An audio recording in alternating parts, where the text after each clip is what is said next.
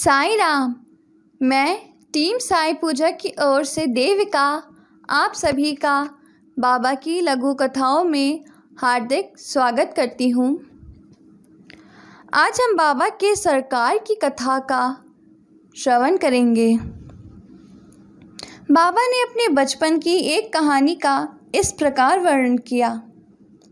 जब मैं छोटा था तब जीविका उपार्जनार्थ मैं बीड़ गांव आया। वहाँ मुझे जरी का काम मिल गया और मैं पूर्ण लगन व उम्मीद से अपना काम करने लगा। मेरा काम देखकर सेठ बहुत ही प्रसन्न हुआ। मेरे साथ 3 लड़के और भी काम करते थे। पहले का काम 50 रुपये का, दूसरे का 100 रुपये का और तीसरे का 150 रुपये का हुआ। मेरा काम उन तीनों से दुगना हो गया। मेरी निपुणता देखकर सेठ बहुत ही प्रसन्न हुआ। वह मुझे अधिक चाहता था और मेरी प्रशंसा भी करता रहता था। उसने मुझे एक पूरी पोशाक प्रदान की जिसमें सिर के लिए एक पगड़ी और शरीर के लिए एक शेला भी था। मेरे पास वह पोशाक वैसे ही रखी रही। मैंने सोचा कि जो कुछ मनुष्य निर्मित है वह नाशवान और अपूर्ण है, परंतु जो कुछ मेरे सरकार द्वारा प्राप्त होगा वही अंत तक रहेगा। किसी भी मनुष्य के उपहार की उससे समानता संभव नहीं है। मेरे सरकार कहते हैं ले जाओ।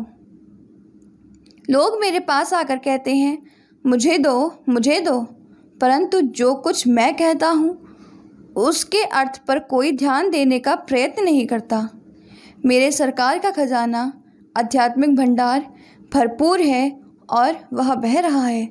मैं तो कहता हूँ कि खोद कर गाड़ी में भर ले जाओ। जो सच्ची माँ का लाल होगा उसे स्वयं ही भरना पड़े चाहिए। मेरे फ़कीर की कला, मेरे भगवान की लीला और मेरे सरकार का बर्ताव सर्वथा अद्वितीय है।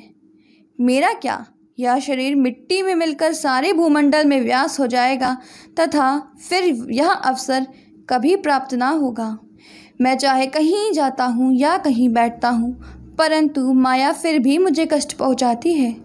इतना होने पर भी मैं अपने भक्तों के कल्याणार्थ सदैव उत्सुक ही रहता हूँ।